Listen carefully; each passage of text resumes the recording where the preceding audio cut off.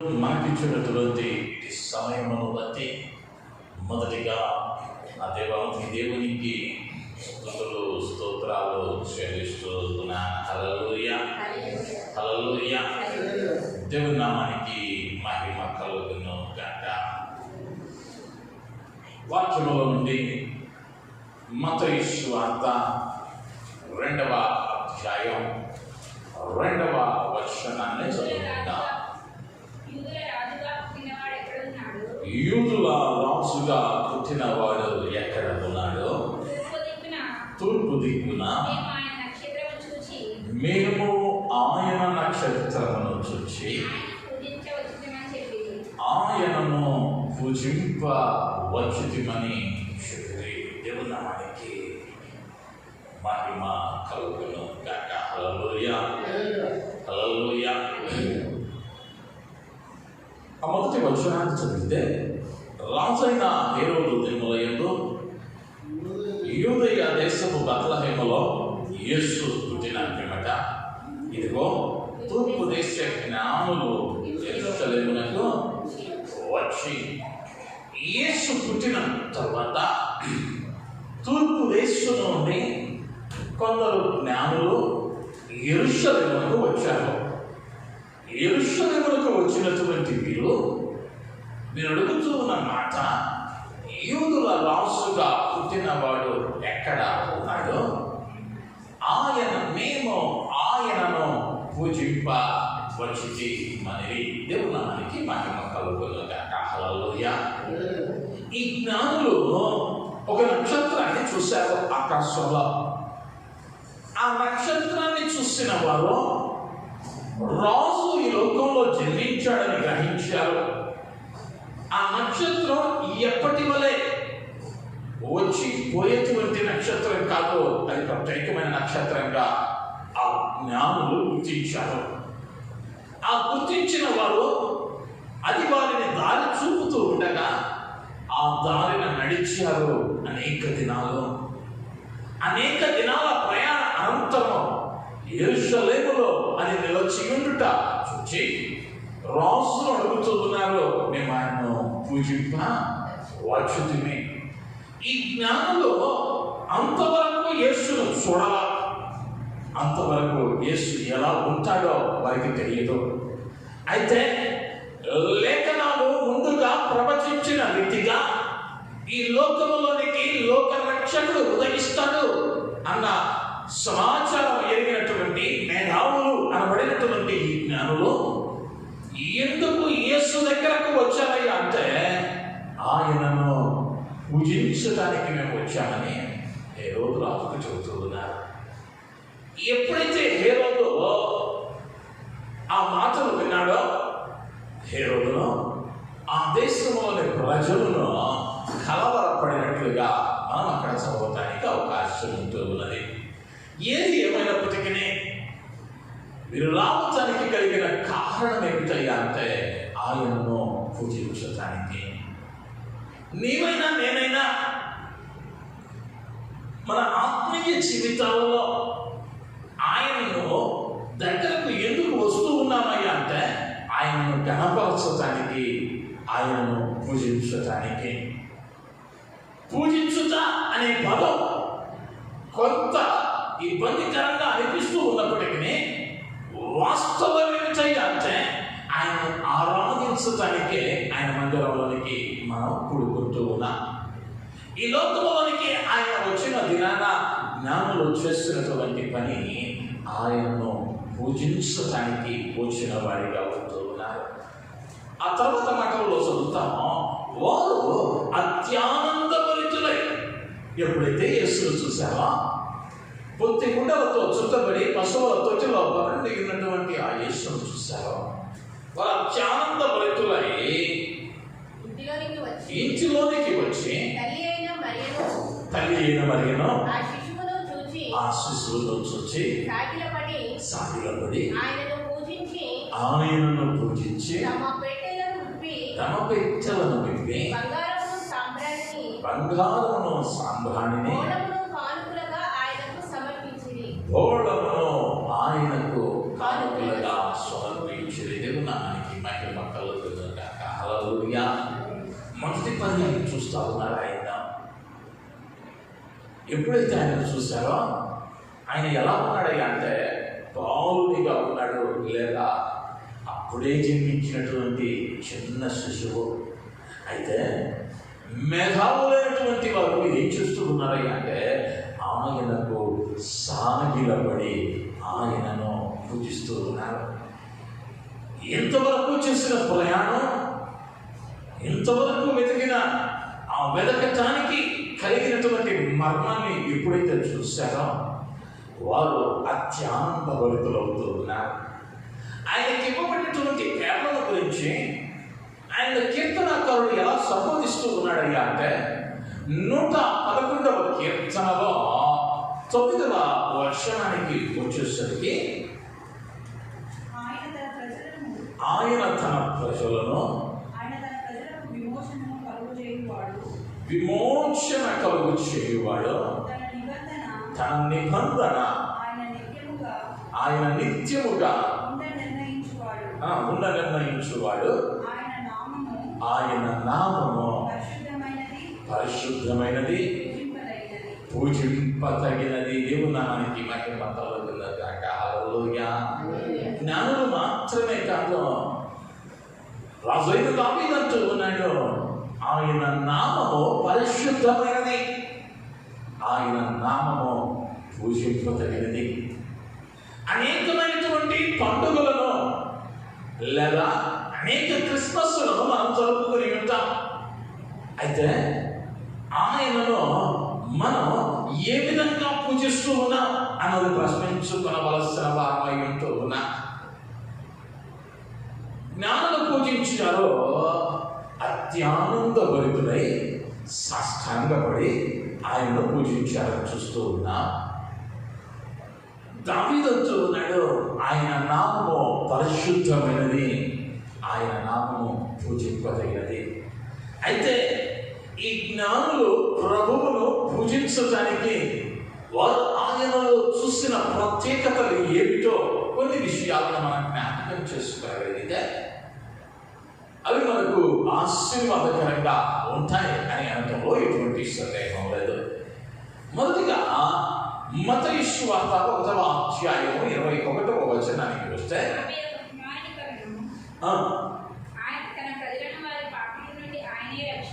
తన ప్రజలను వారి పాపముల నుండి ఆయనే రక్షించు గనుక ఆయనకు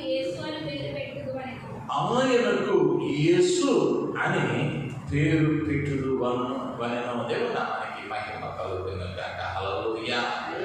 హల్లెలూయా. మొదటిగా ఏం గమనించారయ్యా ఈ జ్ఞానులు అంటే పాపాల నుండి ఆయనే రక్షించేటువంటి వాడు. పాత నిబంధన కాలంలో క్రీస్తుకు మునుపు ఎవరైనా పాపం చేస్తే పాప ప్రాయశ్చిత్తార్థముగా బలిని చెల్లించాలి. ఆ బలి చెల్లించకపోతే, రక్తము ప్రోక్షించకపోతే వారి పాపాలు క్షమింపబడవు. అయితే మానవాళి సృష్టికర్తను మరచి సృష్టిని పూజించుకుంటూ పాపములో రగ్గిపోతూ ఉన్నటువంటి మానవాళికి అనేక సంవత్సరాలు దేవునితో సంబంధము తెగిపోయి చీకటి కాలంలో ఉన్నటువంటి మానవాళిని ఆయన ఎందుకు ఈ లోకంలోనికి వచ్చాడు అన్నది జ్ఞానులు గుర్తించారయ్యా అంటే ప్రజల యొక్క మానవాళి పాపాలను రక్షించడానికి వచ్చాడు. అనేక పర్యాయాలు మన పాపాలు క్షమింపబడాలి అన్నా, లేదా మన పాత జీవితం పాప జీవితం మార్చబడాలి అన్నా, ఆ పాత జీవితంలో పాప జీవితంలో క్రీస్తు జన్మించవలసిన అవసరం ఎంతైనా ఉంటూ ఉన్నది. క్రీస్తు జన్మించడం అంటే నీ జీవితంలో ఆయనను ప్రస్ఫుటించున్నటువంటి లేదా నీలో ఆయన కనిపించే విధంగా నీ జీవితం మార్చబడటం. క్రీస్తు నీలో జన్మిస్తే నీ స్వభావం మార్చబడేదిగా అవుతూ ఉన్నది. అనేకమైన పండుగలను జరుపుకున్నా, అనేక సంవత్సరాలుగా క్రీస్తు జన్మదినాన్ని మనం జరుపుకుంటూ ఉన్నాం. అయితే నిజముగా ఆయన నీలో జన్మించాడా? ఆయన నీలో జన్మించి ఉంటే ఆయన ఎందుకు జన్మించి ఉన్నాడయ్యా అంటే తన ప్రజలను వారి పాపముల నుండి రక్షించటానికి. నీ పాపాలు క్షమింపబడ్డాయా? నీ పాపాలు క్షమింపబడ్డాయా? నీ పాపాలు క్షమింపబడని స్థితిలో నీ ఉంటే పండుగలు జరుపుకుంటూ ఉన్నావే కానీ దాని యొక్క ప్రతిఫలాన్ని పొందుకోలేకపోతూ ఉన్నావు అన్న విషయాన్ని నేను జ్ఞాపకం చేస్తూ ఉన్నాను. పాపములు క్షమించడానికి ఆయన ఈ లోకానికి వచ్చిన దేవునిగా ఉంటూ ఉన్నాడు. ఒక స్త్రీ పాపము చేత పట్టబడింది. యూదులు రాళ్ళు తీసుకుని ఆనాటి ఆచారం చొప్పున ఎవరైనా స్త్రీ పాపము చేయించు పట్టుబడితే ఆమెను రాళ్లతో కొట్టి చంపవలనన్నది అప్పటి సకమై ఉంటూ ఉన్నది. అయితే అనేక మంది ఆమెను రాళ్లతో కొట్టి చంపటానికి రాళ్ళు తీసుకుంటూ ఉండగా ఆయన నేలపైన ఏదో రాయించు ఉన్నాడు. ఎప్పుడైతే ఆయన రాస్తూ ఉన్నాడో రాళ్ళు తీసిన ప్రతి వారు ఆ రాళ్ళను అక్కడ పారవేసి వెళ్ళిపోతూ ఉన్నారు. ఆయన ఒక మాట అంటాడు, మీలో పాపము లేని వాడు ఎవడో మొదట రాయిని విసరమన్నాడు. మీలో పాపము లేని వాడు ఎవడో మొదట రాయి విసరమంటా ఉన్నాడు. ఎవరినో విసరటంలా. కానీ ఆ స్త్రీ ఇంకను అక్కడే ఉండటాన్ని చూసినప్పుడు నేను నిన్ను శిక్షించను, అయితే సాధారణంగా వీళ్ళు తిరిగి పాపము చేయను, పాపాలను క్షమించాను, ఏకపై పాపాలను చేయవద్దు అని ఆ పాపాత్మురాలైన స్త్రీతో ప్రభువు మాట్లాడటాన్ని మనం గమనించగలిగిన వారమై ఉంటూ ఉన్నాం. ఒక పర్యాయం పేతురు ఇంటిలో యేసు భోజనానికి కూర్చొని వెళ్తూ ఉండగా ఒక స్త్రీ వస్తూ ఉన్నది. ఆమె అత్తరుతో ఆయన పాపాలను కడుగుతూ ఉన్నది. అయితే ప్రభు అంటూ ఉన్నాడు, ఆమె విస్తారమైన పాపములు చేయటాన్ని బట్టి, ఆమె పాపాలు క్షమింపబడటాన్ని బట్టి ఆమె తన ప్రేమను విస్తారంగా కనబరుస్తూ ఉంది. నీవు ప్రభువు నీలో చెల్లించి ఉంటే, నీ పాపాలు క్షమింపబడి ఉంటే నీవు ఎలా ఉండాలయ్యా ప్రభువు అంటే ఆయనపై ప్రేమ కలిగినటువంటి అనుభవం కూడా నీవును నేను వెళ్ళవలసిన వారమై ఉంటూ ఉన్నా. మొదటిగా ఆయన పాపాలను క్షమించువానిగా ఈ లోకంలోనికి వచ్చాడు అన్న సంగతిని జ్ఞానులు గుర్తించారు. ఎప్పుడైనా ఏదైనా ఒక చక్కని సలహా కావాలి అంటే ఎవరిని సంప్రదిస్తామని అంటే జ్ఞానము కలిగిన వారిని లేదా చక్కని ఆలోచన చెప్పేవారిని. అయితే జ్ఞానులుగా పిలువబడి నక్షత్రమును చూచి ప్రభువును ఆరాధించటానికి పూజించటానికి వచ్చిన జ్ఞానులు అన్నమాట తన ప్రజలను వారి పాపముల నుండి ఆయనే రక్షించును. నువ్వు రక్షింపబడాలి అంటే, నీ పాపాలు క్షమింపబడాలి అంటే, నీ పాపాలకు విరుగుడు ఏదైనా ఒకటి ఉన్నది ఈ లోకంలో అంటే అది క్రీస్తు మాత్రమే అన్న విషయాన్ని జ్ఞాపకం చేస్తూ ఉన్నాను. ఆ క్రీస్తు ఈ డిసెంబర్ మాసంలో నీలో జన్మిస్తే నీ పాపాలకు మొదటిగా ఆయన క్షమించే దేవునిగా ఉంటూ ఉన్నాడు. హల్లెలూయా, హల్లెలూయా. యెషయా గ్రంథంలో 9వ అధ్యాయం 6వ వచనానికి వస్తే,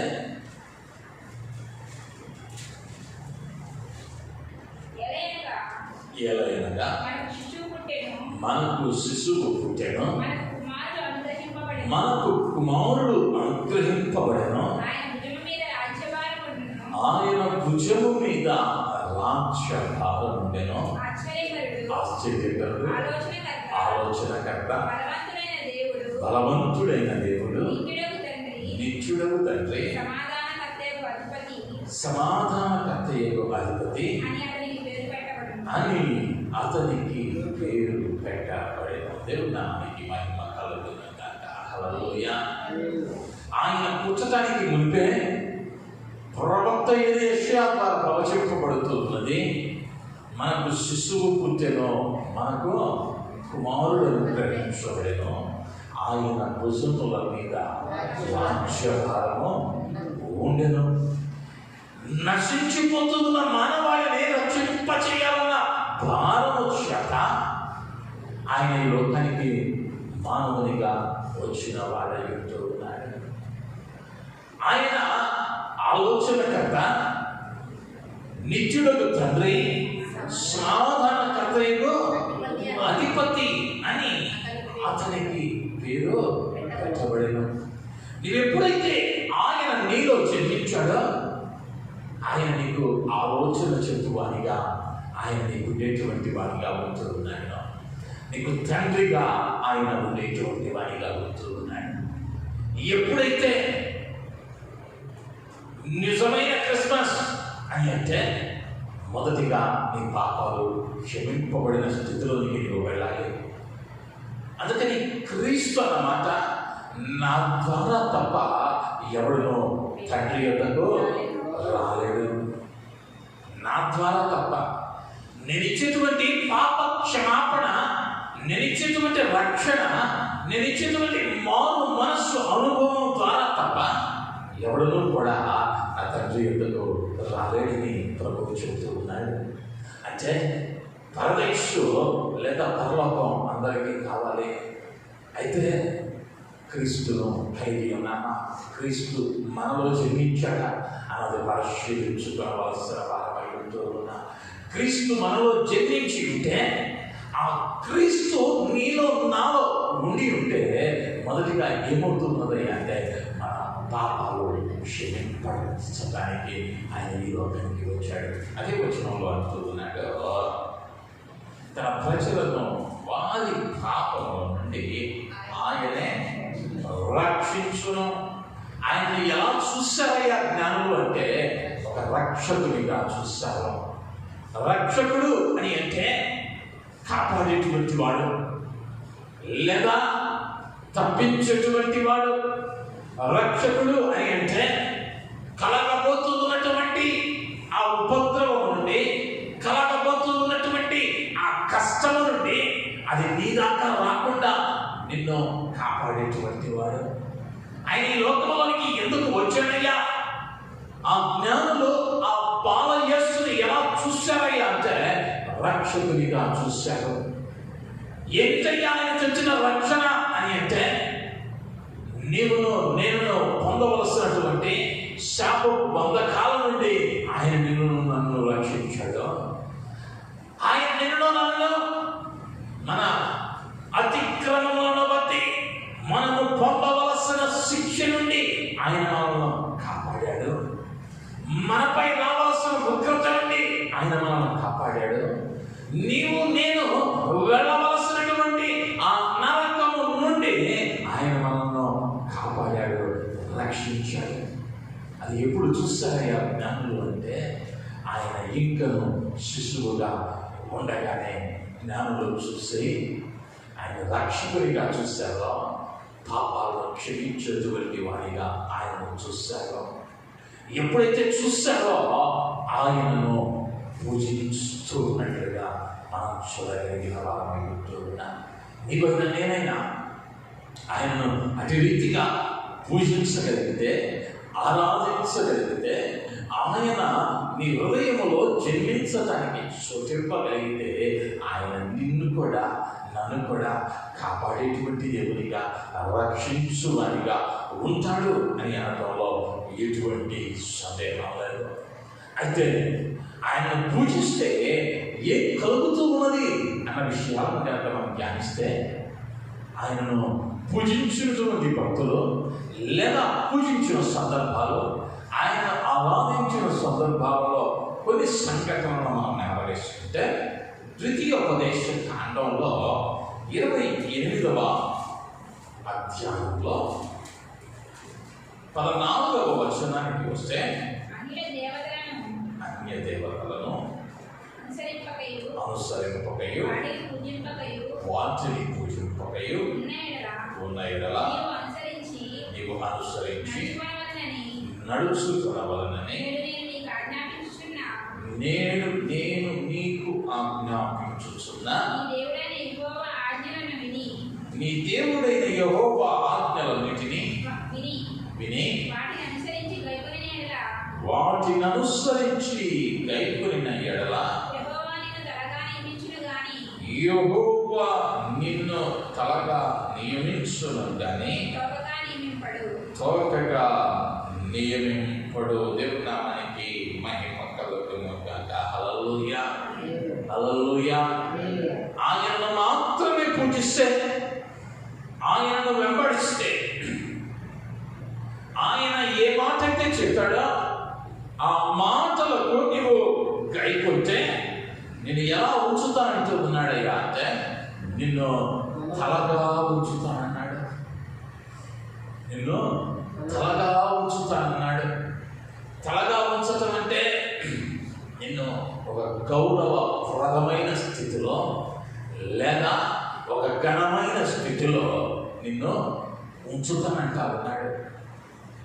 నీవు ఆయనను ఆరాధించగలిగితే, నీవు ఆయనకు నీలో చోటివ్వగలిగితే, 2000 సంవత్సరాల క్రితం శిశువుగా జన్మించిన క్రీస్తు నీ హృదయంలో జన్మిస్తే, నీవు ఆయన పూజించటం వలన నీకు కలుగుతూ ఉన్నటువంటి మొదటి ఆశీర్వాదం ఏమిటయ్యా అంటే నిన్ను ఆయన తలగా ఉంచుతానంటా ఉన్నాడు. దావీదు భక్తుల గురించి మనందరికీ తెలుసు. చిన్నవాడు బాలుడు తన తండ్రి యొక్క గొర్రెలను నెట్టేటువంటి వాడు. ఇప్పుడు రాజయ్యాడు. రాజు సముఖంలో ఇలా ప్రార్థన చేస్తా ఉన్నాడు. దేవా, నన్నింతగా హెచ్చించటకు నేను ఏ పాటి వాడనో, నా కుటుంబము ఏ పాటిది. నువ్వు నన్ను ఇంతగా హెచ్చించడానికి నేను ఏ పాటి వాడనో. ఎంతగా హెచ్చించాడయ్యా అంటే సొంత ఇంటి వారు ఎలా చూశారయ్యా దావీదును అంటే, గొర్రెలు కాయటానికి మాత్రమే నువ్వు పనికొస్తావు, యుద్ధానికి నీవు అర్హుడవు కాదని మిగిలిన సంతానాన్ని అంతయో తండ్రి అయిన యెషయి యుద్ధానికి పంపితే చివరివాడు కడపటి వాడైన దావీదును మాత్రం గొర్రెలు కాయటానికి పంపుతూ ఉన్నాడు. అంటే అసమర్థునిగా ఎంచాడు తండ్రి, సమర్థునిగా ఎంచవా. కానీ ఈ దావీదులో ఎవరున్నాడయ్యా అంటే లోక రక్షకుడైనటువంటి దేవుడు దావీదులో ఉన్నాడు. నిత్యము దావీదు భయభక్తులు కలిగి దేవునిలో ఎదుగుతూ ఉన్నవానిగా ఉంటూ ఉన్నాడు. ఎప్పుడైతే అటువంటి జీవితాన్ని జీవించాడో శత్రువైన గొల్యాతు కూడా అంటూ ఉన్నాడు, నీవు బాలుడవు, నీవు బాలుడవు. అయితే తను బాలుడైనా బలహీనుడైనా బలమైన దేవునికి ఎప్పుడైతే నమ్మకంగా ఉన్నాడో ఇప్పుడు ఏం చేస్తా ఉన్నాడయ్యా దేవుడు అంటే లాంగ్స్గా చేస్తా ఉన్నాడు. ఇప్పుడు దావీదుకి ఆశ్చర్యం కలుగుతా ఉంది. అయ్యా, నేను ఈ స్థితిలోనికి రావటానికి నేను ఏ పాటి వాడనో, నా కుటుంబము ఏ పాటిది. నీవు కనుక నీ జీవితంలో ఆయనకు చోటిస్తే, అక్కడ చెప్పబడినట్లుగా ద్వితీయోపదేశ కాండములో నేను నీకు ఆజ్ఞాపించుచున్న నీ దేవుడైన యెహోవా ఆజ్ఞలను విని వాటిని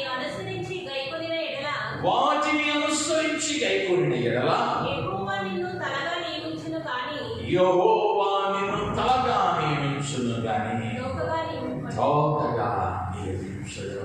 ఆయనను నీవు పూజిస్తే, ఆయన ఆజ్ఞను గైకొంటే దావీదును హెచ్చించిన దేవుడు, దావీదును గణపరిచిన దేవుడు, దావీదు యొక్క ప్రార్థనను విన్న దేవుడు నిన్ను కూడా ఎలా ఉంచుతూ ఉన్నాడు అంటే తలగా ఉంచేటువంటి దేవుడు అయ్యుంటూ ఉన్నాడు. కొన్ని పర్యాయాలు అనుకుంటా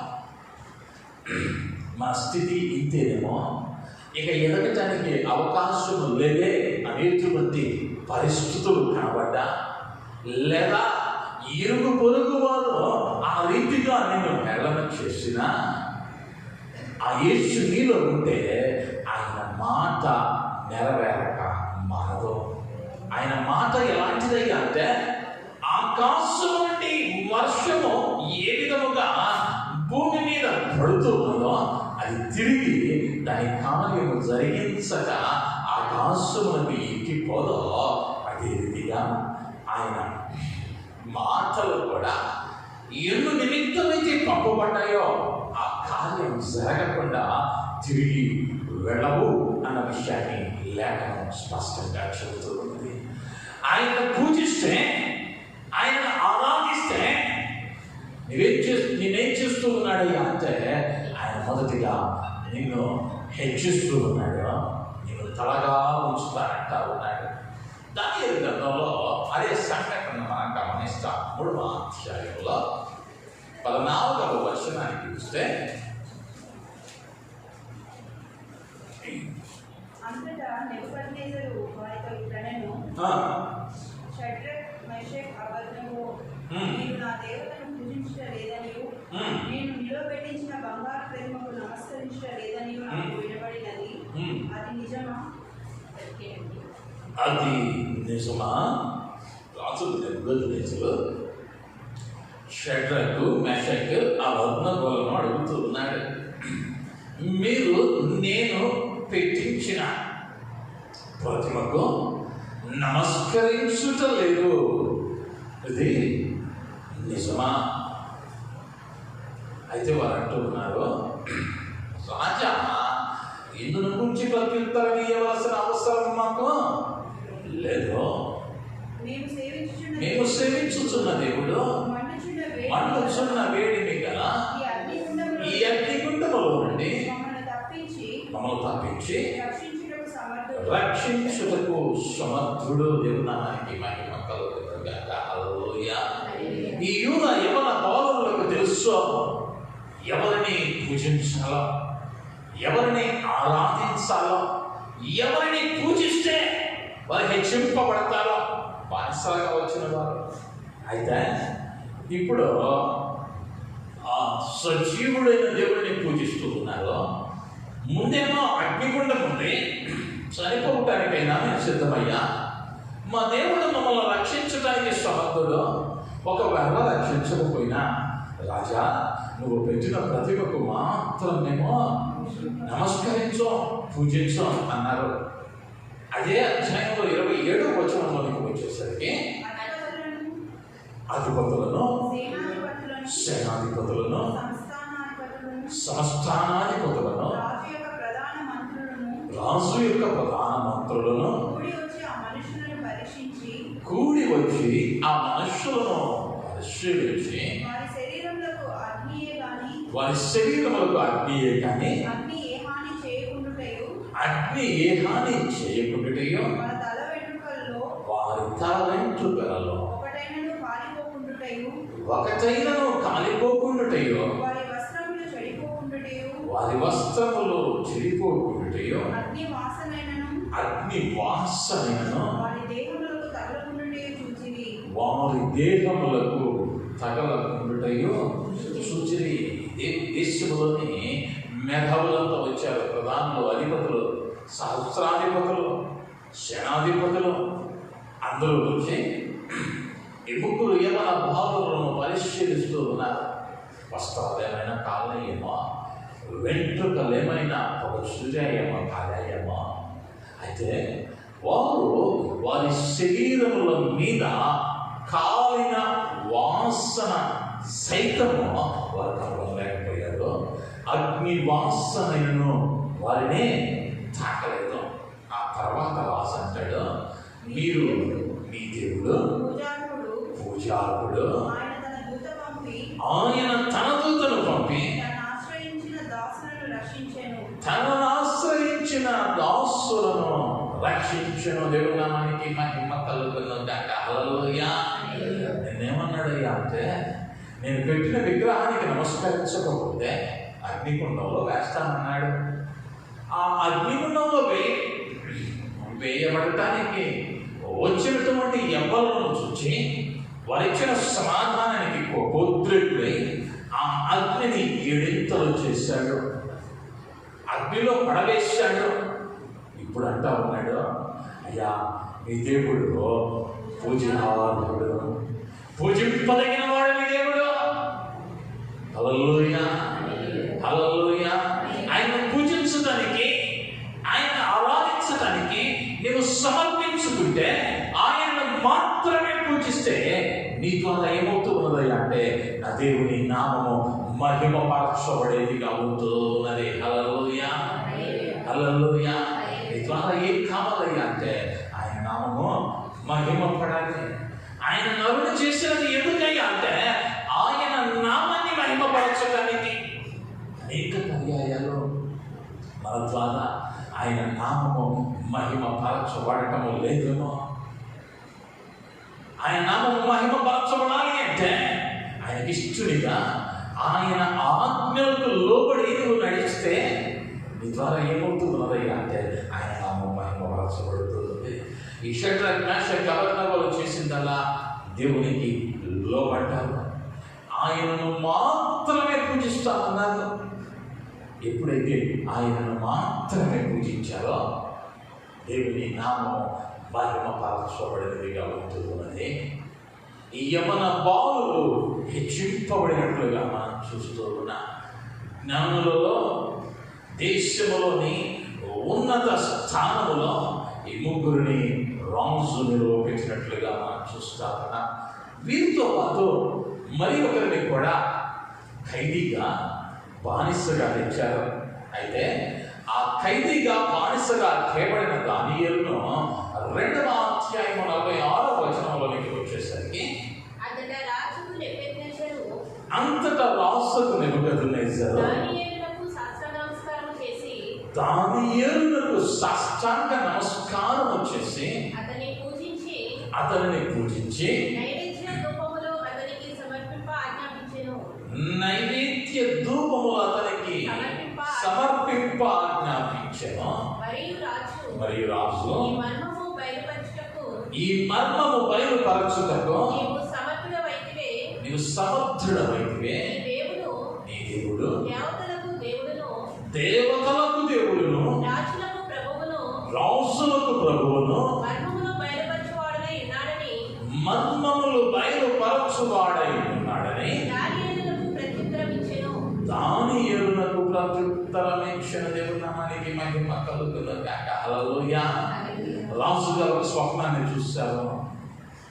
ఆ స్వప్నం అర్థం కావటంలా దేశంలోని జ్ఞానులు అనబడిన వారందరూ దాని కొరకు ప్రయత్నించారు. ఏ ఒక్కరును దానిని నివారించలేకపోయారు, తెలియచేయలేకపోయారు. అయితే దానియేలు కలను భావాన్ని తెలియచేస్తూ ఉన్నాడు. ఎప్పుడైతే తెలియచేశాడో ఈ దానియేలు ఎవరైనా అంటే బబులోను నుండి చెరకుని తేబడినటువంటి ఒక యూదుడు. ఈ యూదునికి రాజుగా మహాశక్తి కలిగిన వారిగా ఉన్నటువంటి నెబుకద్నెజరు సాష్టాంగపడి నమస్కరిస్తూ ఉన్నాడు. అంటే ఒక యజమానునికి, ఒక పనివానికి యజమానుడు సాష్టాంగ నమస్కారం చేసిన రీతిగా రాజు తన రాజ్యంలోని బానిసకు నమస్కారం చేసి అతను అంటున్న మాట, దేవతలకు దేవుడును రాజులకు ప్రభువునై ఉన్నాడు. నీవు ఆరాధించేటువంటి దేవుడు, దేవతలు అని చెప్పుకుంటూ ఉన్న వారందరికీ దేవుడు, రాజులందరికీ ప్రభు అయి ఉన్నాడు. నీవు ఆయనను పూజిస్తే, నీవు ఆయనను గణపరిస్తే ఆయన నీకు ప్రభువుగా నిన్ను గణపరచువనిగా ఆయన ఉంటూ ఉన్నాడు అన్న విషయాన్ని జ్ఞాపకం చేస్తూ ఉన్నాడు. ఆయన పూజింపదగిన వాడని, ఆయన పూజాకుడని జ్ఞానులు గుర్తించారు. మోషే ధర్మశాస్త్రంలో మోషే ద్వారా దేవుడు చెబుతూ ఉన్నాడు, నేను నీకు ఆజ్ఞాపించిన ఆజ్ఞలన్నిటినీ నీవు గైకొనిన ఎడల నేను తలగా ఉంచుతానన్నాడు. ఆ పూజనీయుడైన దేవుణ్ణి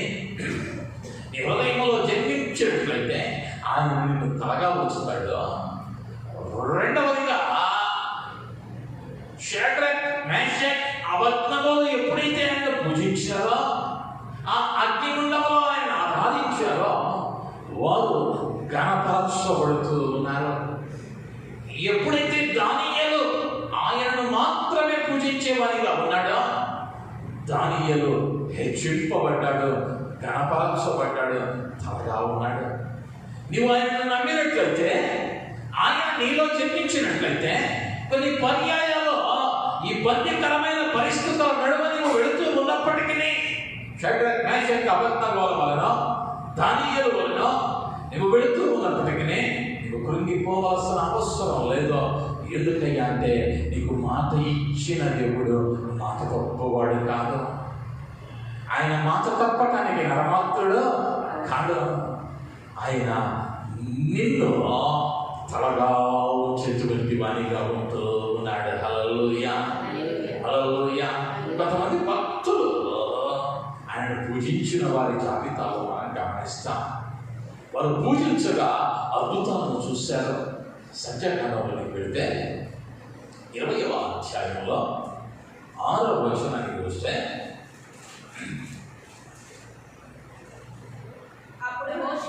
అప్పుడు మోషే అహరోనులు సమాజపు ఎదుట నుండి ప్రత్యక్షపు గుడారం యొక్క ద్వారములోనికి వెళ్ళి సాగిలపడగా యెహోవా మహిమ వారికి కనబడెను. అంతటా యెహోవా మోషేకు ఇలాగు సెలవిచ్చెను, నీవు నీ కర్రను తీసుకుని నీవును నీ సహోదరుడైన అహరోనును ఈ సమాజమును పోగు చేసి వారి కన్నుల ఎదుట ఆ బండతో మాట్లాడము, అది నీళ్ళిచ్చును. దేవుని నామానికి మహిమ కలుగునుగాక. హల్లెలూయా. ఇశ్రాయేలు జనాంగాన్ని ఐగుప్తు బానిసత్వం నుండి బయటకు తీసుకుని వచ్చి అరణ్య మార్గము గుండా, ఎడారి మార్గము గుండా మోషే నాయకత్వంలో ఇంచుమించు 40 లక్షల మంది జనాంగాన్ని నడిపిస్తూ ఉన్నటువంటి మోషే వారందరూ ఏమైపోయారు అంటే, 4-5 వచనాలను చదువుతూ ఉంటే,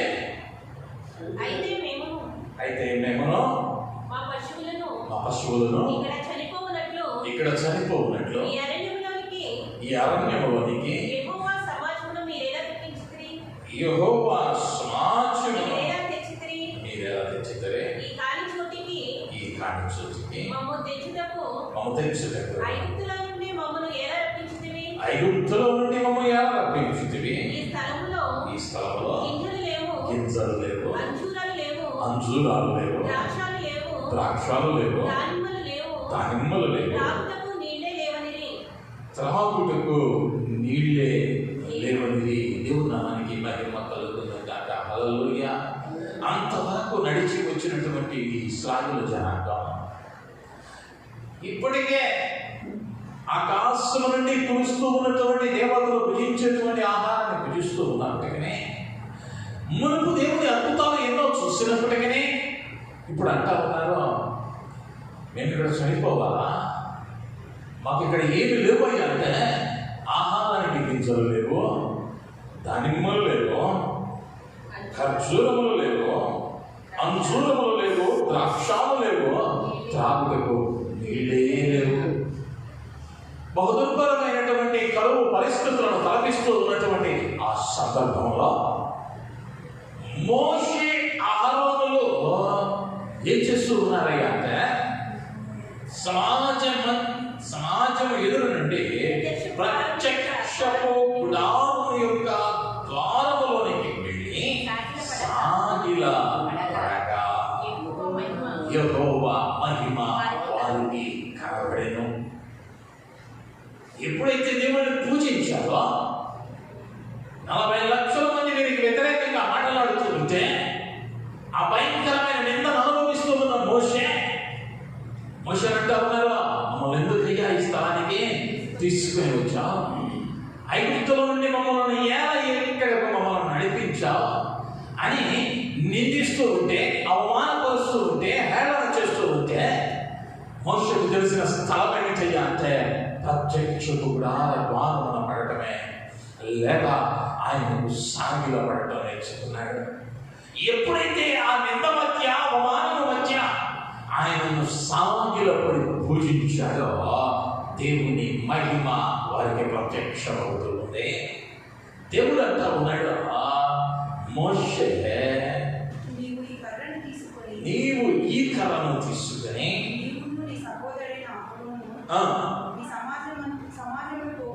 ఈ సమాజమును పోగు చేసి వారి కన్నుల ఎదుట ఆ పండతో మాట్లాడు. దేవుని నామానికి మహిమ కలుగును గాక. హల్లెలూయా, హల్లెలూయా. దేవుడు చెబుతున్నాడు పరిశుద్ధాత్మ, ఆ సమస్యలో నుండి, ఆ ఇబ్బందిలో నుండి, అవేదనకరమైన సంఘటనలో నుండి బయటకు నడిపించడానికి మోషతో అంటా ఉన్నాడు, పండతో మాట్లాడదాం, పండతో మాట్లాడదాం. ఎప్పుడైతే మాట్లాడమంటే మోషే బండను అప్పుడు మోషే తన చెయ్యి ఎత్తి రెండు మార్లు తన కర్రతో ఆ బండను కొట్టగా నీళ్లు సమృద్ధిగా ప్రవహించను. 40 లక్షల మంది విసిగించేసరికి ఆ విసుగులో, ఆ వేదనలో, ఆ ఇబ్బందిలో ప్రభువు మాట్లాడమంటే ఆ కోపంలో బండను కొడతా ఉన్నాడు. అయినప్పటికీ దేవుడు ఏం చేస్తున్నాడు అంటే ఆ బండ నుండి నీళ్లను ప్రవహింపచేస్తా ఉన్నాడు. బండ నుండి నీరు వస్తూ ఉంది. 40 లక్షల మంది తాము దాహం తీర్చుకోవటానికి తగిన నీరు ఎడారులలో, కొండల నడుమ ప్రభువు కలుగు చేసిన వాడై ఉంటూ ఉన్నాడు.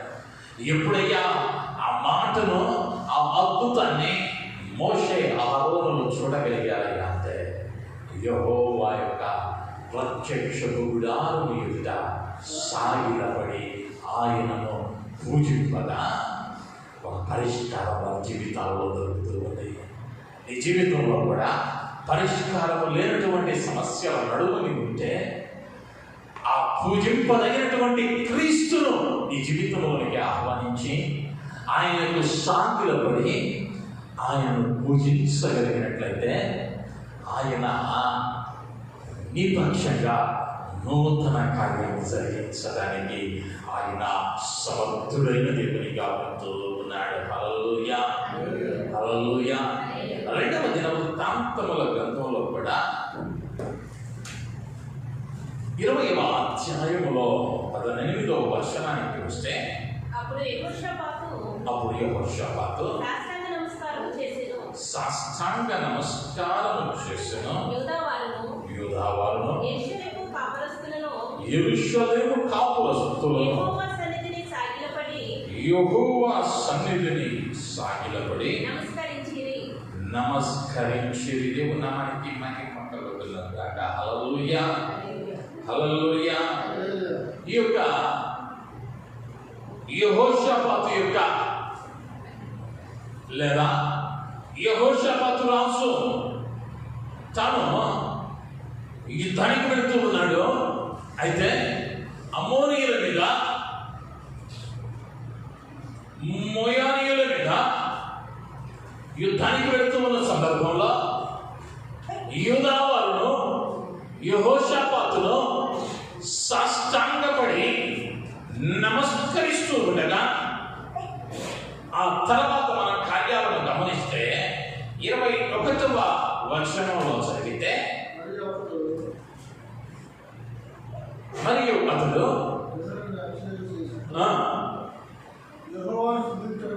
యెహోవాను స్తుతించుటకు గాయకులను ఏర్పరచి వారు పరిశుద్ధాలంకారములు ధరించి సైన్యము ముందర నడుచుచు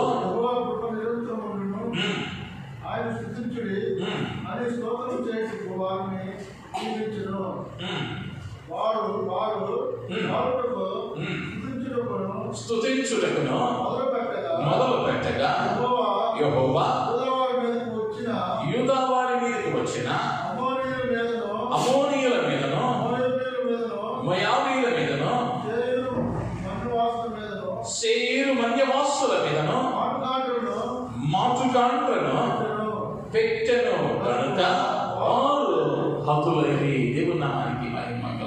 కాక. హల్లెలూయా. అమోనీయులు, ఈ మోయాబీలు, మెయోనీయులలో యుద్ధానికి వెళుతూ ఉన్నటువంటి యెహోషాపాతు ఏం చేస్తూ ఉన్నాడయ్యా అంటే దేవునికి సాష్టాంగపడి నమస్కరించి ఆయన పూజించి ప్రార్థించి యుద్ధానికి వెళుతూ ఉన్నాడు. ఎప్పుడైతే యుద్ధానికి వెళ్ళాడో దేవుడు ఏం చేస్తూ ఉన్నాడయ్యా అంటే ఎప్పుడైతే మీరు పూజించారో ఆయన మాటుగాంట్లను వారి పంక్తులలో నిలవబెట్టి యెహోషాపాతుకు జయమిచ్చినట్లుగా మనం చూస్తూ ఉన్నాం. అంటే నువ్వు ఆయనను పూజించేవారిగా ఉంటే, నువ్వు ఆయన ఆరాధించేవారిగా ఉంటే నీ పక్షంగా ఆయన యుద్ధం చేసేవారిగా, నీ పక్షంగా ఆయన కార్యం జరిగించేవారిగా ఉంటాడు. 2000 సంవత్సరాల క్రితం తూర్పు దేశం నుండి వచ్చిన జ్ఞానులు రాజు అయిన హేరోదుతో అంటున్నారు, యూదుల రాజుగా పుట్టిన వాడెక్కడ ఉన్నాడు? మేము ఆయనను పూజింప వచ్చి మనది. ఆయన పూజించడానికి వచ్చారు. ఆయన పూజించడానికి వచ్చిన మీరు ఆయన ఎలా చూస్తారయ్యా అంటే పాపాల నుండి రక్షించేవానిగా చూశారు, తన ప్రజలను కాపాడేవానిగా చూశారు, ఆలోచనకర్తగా, సమాధానాధిపతిగా ఆయనను చూచారు. అయితే ఆయన పూజిస్తే ఏం కలుగుతూ ఉన్నదయ్యా అంటే ఆయన నిన్ను తలగా ఉంచే దేవుడు, నిన్ను హెచ్చించేటువంటి దేవుడు, నిన్ను కాపాడేటువంటి దేవుడు. ఆయన పూజించినటువంటి మోషే దేవుడిని చూశాడు. ఒక గొప్ప పరిష్కారాన్ని, ఒక గొప్ప నింద నుండి తప్పింపబడ్డాడు. ఆయన ప్రార్థించిన, ఆయన పూజించిన యెహోషాపాతు గెలవలేనని అనుకున్నటువంటి యుద్ధములో సైతము దేవుడు యెహోషాపాతు పక్షంగా నిలవబడ్డాడు, జయాన్ని పొందిన వారిగా ఉంటున్నది. ఇది నాన్న నీవు కూడా జీవితంలో ఆయన జన్మించడానికి చోటు ఇవ్వగలిగినట్లయితే, ఆయన పూజించగలిగినట్లయితే ఆయన నీ పక్షంగా కూడా ఈ గొప్ప కార్యాలను చేయడానికి ఆయన సమర్థుడై ఉంటుండగా తలలో వంచుదా. చిన్న ప్రార్థన. కృప కలిగిన మా తండ్రి, దయ కలిగిన మా రక్షాన్ని జ్ఞానులు అయా నీవు ఈ లోకములోనికి ఎవరిగా వచ్చి ఉన్నావో గ్రహించారు, పూజింపదగిన వారిగా అయా వారు గుర్తించారు, నేను పూజించారు, అత్యానందభరితులుగా మేమును అయా నేను పూజించడానికి, నేను గణపరచడానికి, మమ్మల్ని మేము ఆయన సమర్పించుకోవటానికి తగిన వారంగా మమ్మల్ని మార్చండి. అయా ఈ లోకములోనికి రాముతము వలన కలిగినటువంటి అయా పాప క్షమాపణ, రక్షణ అనుభవం అయా మాకు దయచేయండి. అయా నేను పూజించడం వలన అయా మాపై ఉన్నటువంటి ప్రతి ఇబ్బందిని మీరు కొట్టివేసి అయా మా పక్షంగా నిలవబడి నీ గొప్ప కార్యాలను మా ప్రతి ఒక్కరి జీవితంలో మీరు జరిగించి మహిమ పొందన చేకూర్చిన ప్రతి బిడ్డ జీవితంలో ఈ వాక్యపు వెలుగును మీరు నింపి ఆశీర్వదించు. యేసు నామములో అడుగుతున్నాము తండ్రి, ఆమేన్. ఆమేన్. దేవుని నామానికి మహిమ కలుగును గాక.